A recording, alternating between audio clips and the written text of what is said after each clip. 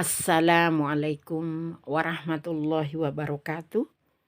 Selamat berjumpa kembali saudaraku semuanya dimanapun berada. Semoga sehat selalu dan semoga selalu dalam hidayah dan rahmatnya Allah Subhanahu wa Ta'ala. Baik, pada kesempatan ini kita akan melanjutkan lagi tasin bersanad sebagaimana yang terdapat dalam Aisar Lisigor, yaitu tasin bersanad yang nyambung kepada Rasulullah Sallallahu Alaihi Wasallam yang berada dalam Aisar Lisigor, yaitu membaca Al-Quran dari nol sampai dengan mahir, dari anak-anak pemula sampai dengan lansia. Baik, pada kesempatan ini kita akan melanjutkan lagi huruf hijaiyah, sifat-sifat huruf hijaiyah ini agar bacaan kita menjadi baik dan benar dan fasih. Maka kemarin kita sudah sampai pada pembahasan huruf hijaiyah dho, dan pada kesempatan ini kita akan membahas lanjutan dari huruf hijaiyah dho adalah ain. Sebagaimana terlihat pada gambar ain. Ain ya. Huruf ain ini ya sebagaimana terlihat pada gambar ini berada pada tenggorokan bagian tengah ya.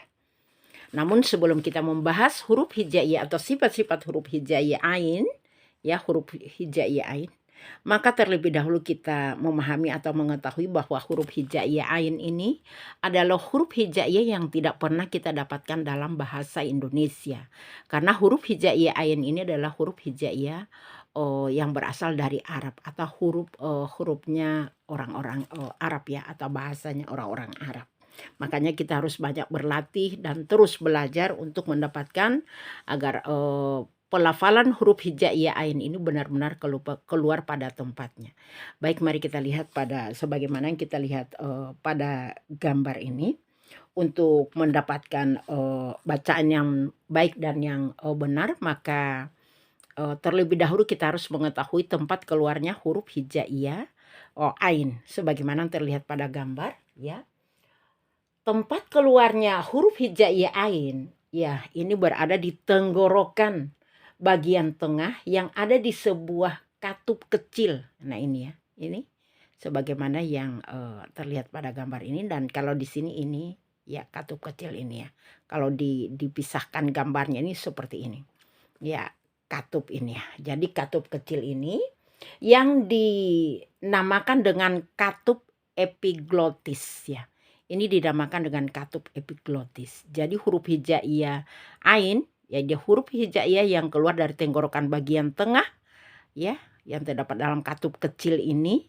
Dan katup kecil ini dinamakan dengan katup epiglotis, yaitu katup yang didorong ke belakang. Katup kecil ini atau epiglotis ini didorong ke belakang sampai menyentuh dinding ya. Ini sampai menyentuh dinding bagian dalam tenggorokan bagian tengah ya, sampai menyentuh, tetapi tidak menyentuh kuat ya, atau tidak ditempelkan kuat, tapi sampai menyentuh bagian tenggorokan, tetapi hanya menyentuh saja tetapi tidak menekan ya.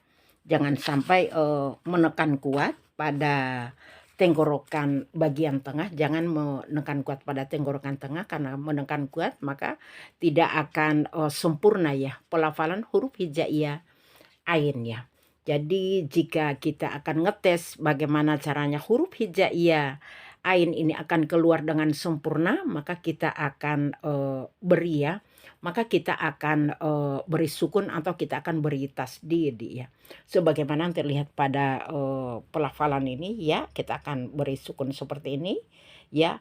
A a a i u ya. Atau kalau dalam surat Al-Imran ya, dalam surat Al-Imran ayat 36 biasanya itu di awal bahasan dikatakan bahwa a'lamu a'lamu ya. Jadi bukan a'lamu tapi dialirkan a'lamu, tapi tidak boleh dialirkan penuh ya, tapi separuh aja karena dia mempunyai sifat bainiyah. I'tadu a'lamu i'tadu u'budu ya, seperti itu ya. Jadi kita kalau kita ngetesnya kita beri sukun seperti ini agar keluar ya. I'lamu Kalau dia sudah mengalir seperti itu berarti sudah benar ya. Sudah benar pelafalan kita ya. Jadi jangan terlalu ditekan ya, atau terlalu ditekan pada tenggorokan bagian tengah ya. Hanya sekadar saja menyentuh ya. Sebagaimana yang terlihat pada gambar ini. Kalau kita menekan, dia tidak akan mengalir. Jadi jadi seperti bunyinya lamu. Padahal dia mempunyai sifat bainiyah, separuh mengalir, separuh tertahan. Kita belum membahas ini, tapi itu yang dimaksud dengan jangan terlalu ditekan kuat ya.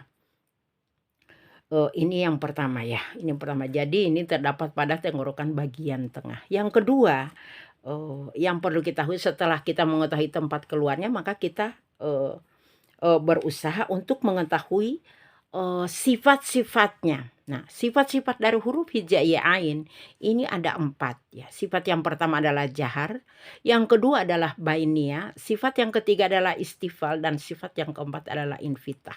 Ini sudah sering saya sampaikan di awal, apa sih jahar, apa bainiyah, apa infitah, istifal, dan apa infitah itu. Mari kita bahas satu persatu. Kita akan mulai dengan huruf sifat jahar. Jahar ini berkaitan dengan nafas atau udara atau angin atau udara ya, nafas ya, berkaitan dengan nafas.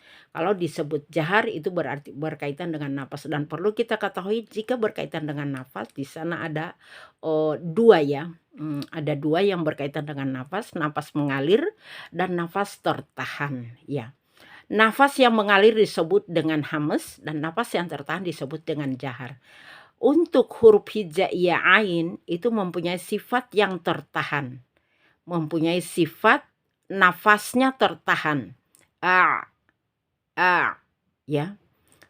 Ini yang pertama. Jadi u ya, ada tertahannya ya. Ya, seperti itu.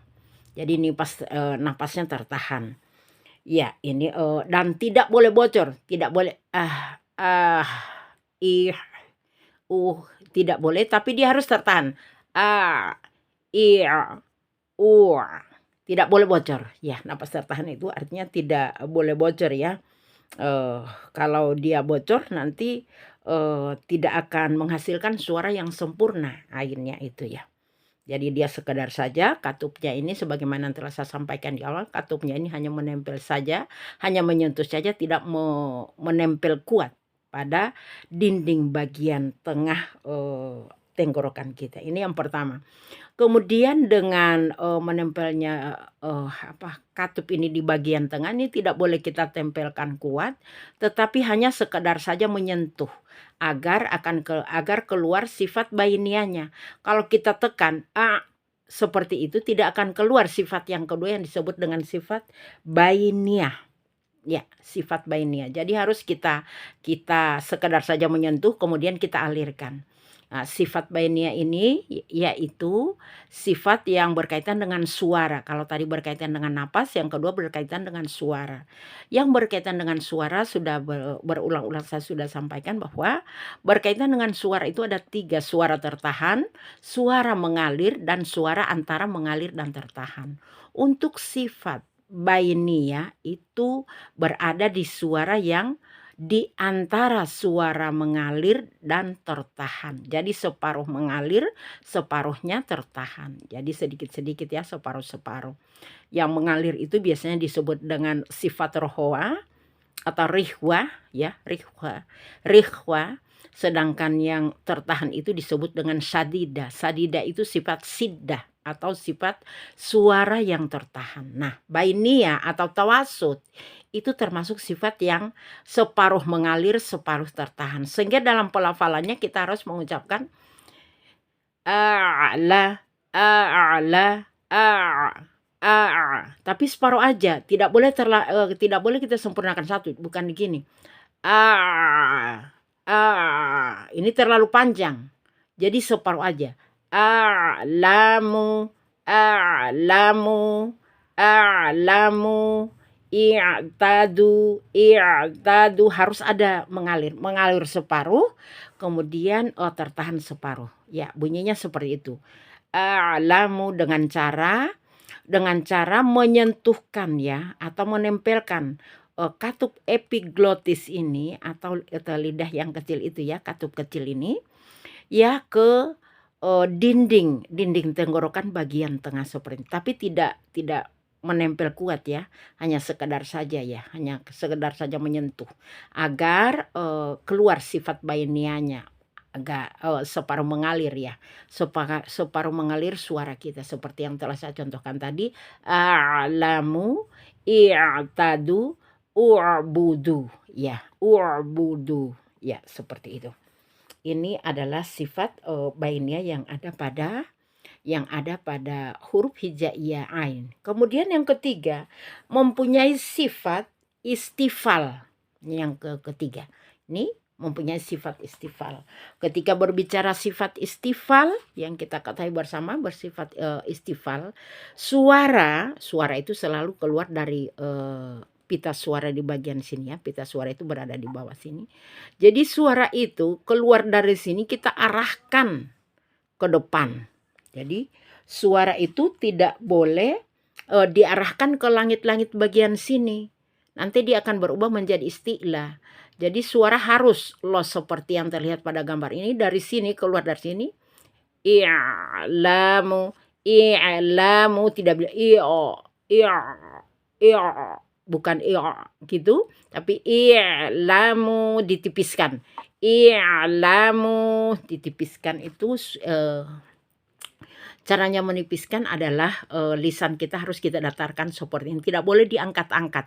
Tidak boleh disentuhkan ke langit-langit bagian atas ya. Tidak boleh disentuh. Tapi datar saja. I'lamu, i'lamu. Ya suara diarahkan ke depan. Kalau seperti panah itu dibuat panah ke depan. Artinya suara itu dialirkan menuju ke depannya. Tidak boleh diarahkan ke langit-langit bagian atas sini. Karena ketika suara itu kita arahkan ke langit-langit bagian atas sini, maka sifat ain itu akan berubah menjadi sifat isti'la, menjadi sifat yang tebal. Jadi tidak boleh diarahkan ke langit-langit, tapi suara itu diarahkan ke depan keluar sana ya. Sebagaimana yang saya contohkan tadi, yaitu dan jika kita ingin mengujinya sifat ain ini juga kita harus ketahui bahwa ini adalah sifat tarkik ya. Tarkik itu adalah sifat mempunyai sifat tipis ya, tipis, dia tidak tebal. Kalau tidak tebal ya lisannya diantaranya didatarkan seperti ini dan suara diarahkan ke depan ya. Seperti ketika kita membaca surat Al-Fatihah, alhamdulillahi rabbil jadi jangan alhamdulillahi rabbil nah itu diarahkan ke depan, tapi dia kita datarkan alamin kebanyakan ini seh yang berada di Arab sana kebanyakan mengatakan bahwa orang-orang Indonesia itu ketika membaca huruf ain, huruf hijaiyah ain, suara itu masuk ke hidung ya. Khaisum, masuk ke khaisum. Ya, kenapa? Karena memang kebanyakan mereka tidak mungkin karena ketidakpengetahuan kita bahwa suara ain itu bukan berada di hidung. Bukan hirobil coba dipencet hidungnya. Misalnya kalau kita pencet hidung kita ini ya untuk ngetes suara ainnya benar, sudah benar apa belum, kita pencet ya hidung kita ini, kemudian kita ucapkan huruf itu. Kita pencet nah kalau seperti ini seperti itu berarti huruf ainnya belum tepat. Harusnya ketika kita pencet walaupun kita pencet dia tidak akan seperti itu, tapi bunyinya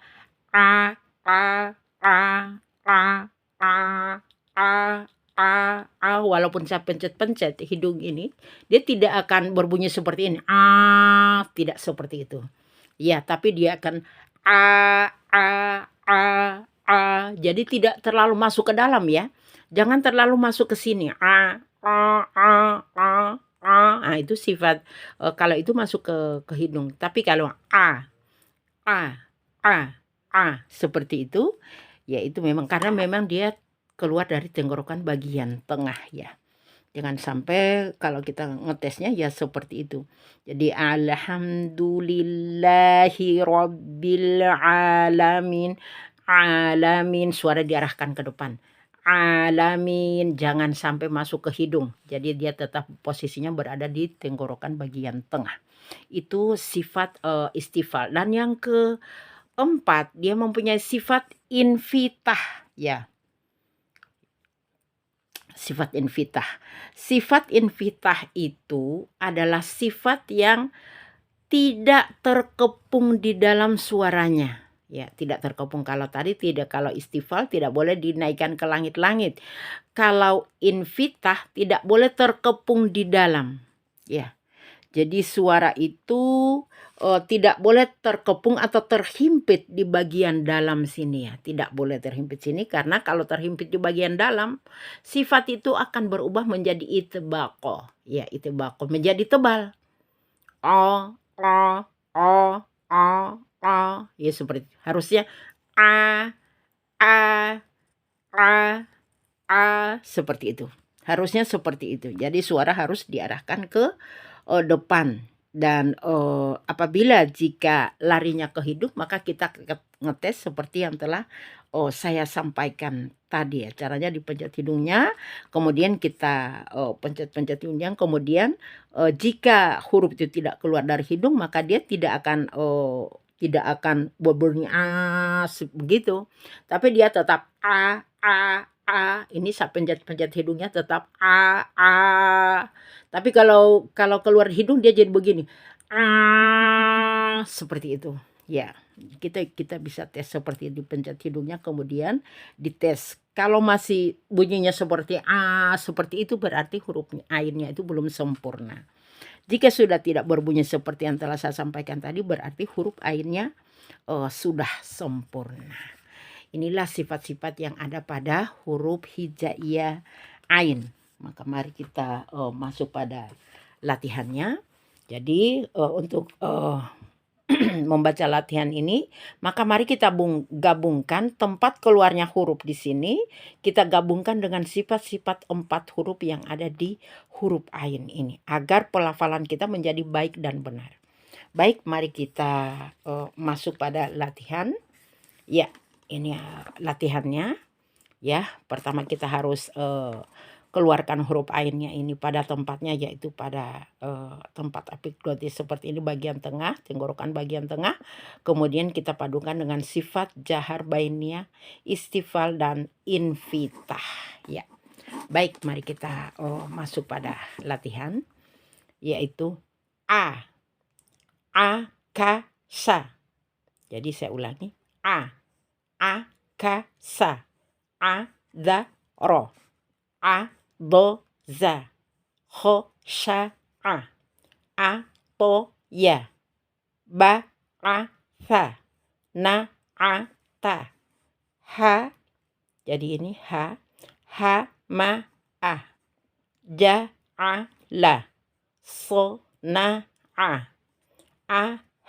da, wa, da, la, na, da, ma, ro, sha, ba, tha, za, ro, za, ma, wa, lo, wa, da, ba, ka, na, ya, ba, to.